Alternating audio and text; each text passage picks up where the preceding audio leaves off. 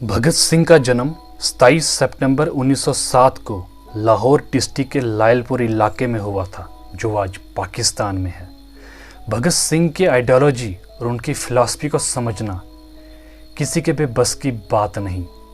वो हौसला, वो जज्बा, देश के लिए वो प्रेम आज शायद ही किसी में हो। 13 अप्रैल 1919 को जलियांवाला बाग हत्याकांड हुआ था। 12 साल का वो मासूम बच्चा 40 किलोमीटर पैदल चल के वहाँ पहुँचा और वहाँ पे जनरल डायर के कहने पे जो गोलियाँ चली थी, कहते हैं कि 1600 गोलियाँ उस दिन चली थी। वो अपने लोगों की हत्या देख के भगत सिंह अंदर से पूरा हिल चुका था। भगत सिंह को सिर्फ देशभक्ति के साथ साथ किताबों से भी बहुत ज़्यादा लगाव था। कितने निर्मम लोगों की हत्या, कुछ लोगों ने तो वहीं पास में बने कुएं में कूद के जान दे दी।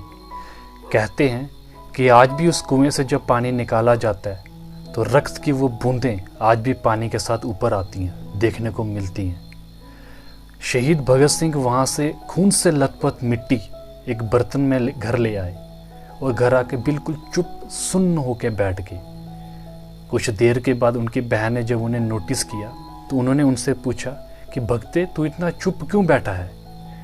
कुछ देर के बाद भगत सिंह ने कहा, तुम जानती हो इस मिट्टी में क्या है? तुम जानती हो इस बर्तन में क्या है?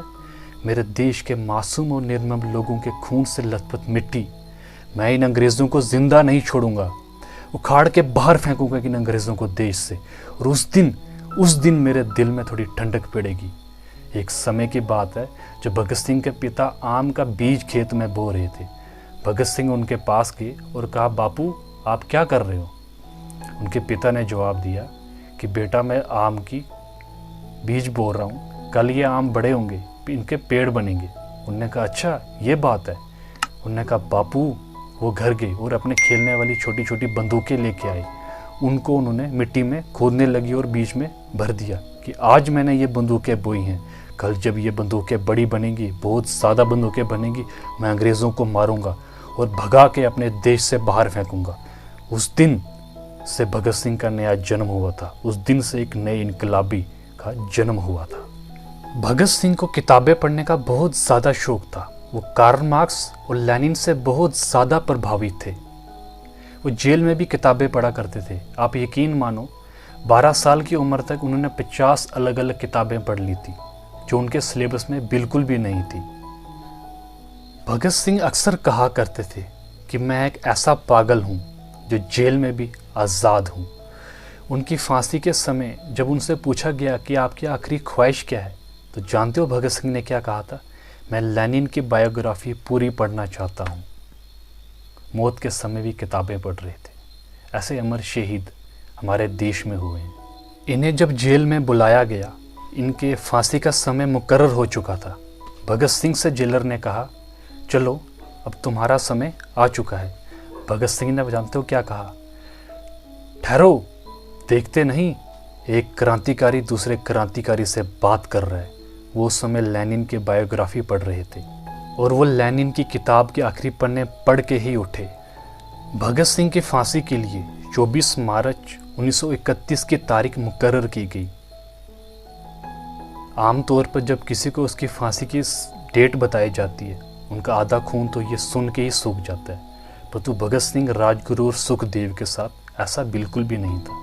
ये दिन ब दिन खुश होते जा रहे थे कि हम मौत के गले लगने वाले हैं। लेकिन ब्रिटिश सरकार परेशान थी कि ये अपनी मौत को लेके इतने एक्साइटेड, इतने निडर कैसे हो सकते हैं। भगत सिंह के फांसी की जो डेट थी वो लोगों में फैल चुकी थी। भगत सिंह के नाम की आग लोगों में फैल चुकी थी। इस ब्रिटिश सरकार पे बहुत ज़्यादा प्रेशर था।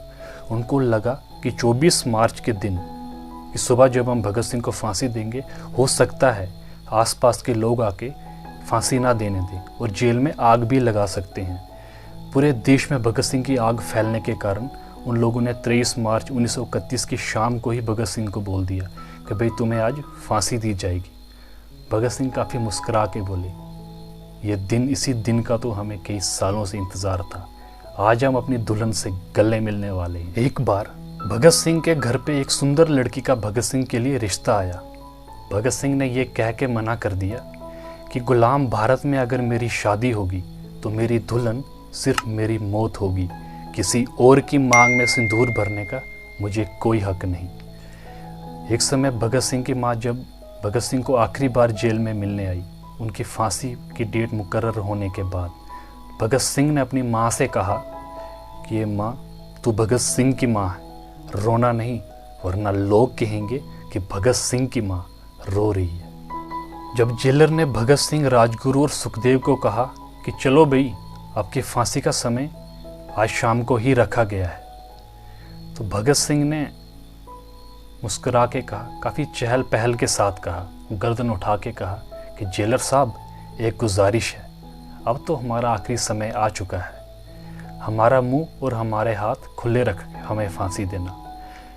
मैं आज़ाद हो के जिया हूँ और आज़ाद हो के ही मरना चाहता हूँ, तभी तो लोग मुझे भगत सिंह कहते हैं। जेलर ने उनकी एक बात मान दी और एक बात टाल दी। कहा, ठीक है, हम तुम्हारे हाथ नहीं बांधेंगे, पर हम मुंह तो ढकना पड़ेगा। जब इन तीनों को फांसी दी जानी थी, इन्होंने ब्रिटिश सरकार को कहा, जेलर को कहा कि एक गुजारिश करो, हम कई दिनों से मिले नहीं हैं, हम तीनों को एक बार जी भर के गले लग जाने दो। गले लग जाने के बाद अपने आखिरी समय में उन तीनों ने इनकलाब जिंदाबाद के 3 बार नारे लगाए और फांसी के फंदे को चूम के गले से लगाया। और भारत माँ के अमर शहीद, 3 भारत माँ के वीर अमर शहीद हो गए सदा सदा के लिए। गर्व है मुझे कि मैं ऐसे देश में पैदा हुआ जहाँ भगत सिंह जैसे लोग आए थे। गर्व है मुझे कि मैं एक ऐसे देश में पैदा हुआ जहाँ इतने महान क्रांतिकारी रहे हैं। महात्मा गांधी को इस देश का राष्ट्रपिता कहा जाता है, मुझे इस बात से कोई गौर नहीं, परंतु शहीद भगत सिंह को क्या इस देश का राष्ट्रपुत्र नहीं बनाना चाहिए? बहुत दुख होता है मुझे इस बात से कि हमारी इतिहास की किताबों में भगत सिंह को शहीद का दर्जा नहीं दिया जाता। कुछ बेवकूफ़ और अनपढ़ इतिहासकारों की वजह से भगत सिंह को टेररिस्ट का दर्जा दिया जाता है। क्या ये ट्रेंड बदलना नहीं चाहिए? बिल्कुल बदलना चाहिए। देश का हर युवा भगत सिंह की तरह बनना चाहता है। चरखे से आज़ादी नहीं आती मेरे दोस्त, आज़ादी जोश से और हौसले से आती है। सारी ज़िंदगी जिन्होंने लगाई है वो इस चीज़ को हमसे ज़्यादा बेहतर जानते हैं। भगत सिंह ने आखिरी समय में अपनी माँ से कहा था कि तू ना रो माँ, तू है भगत सिंह की माँ, मर के भी लाल तेरा मरेगा नहीं, घोड़ी चढ़ के तो लाते हैं दुल्हन सभी, हंस के हर कोई फांसी चढ़ेगा नहीं, इनकलाब जिंदाबाद।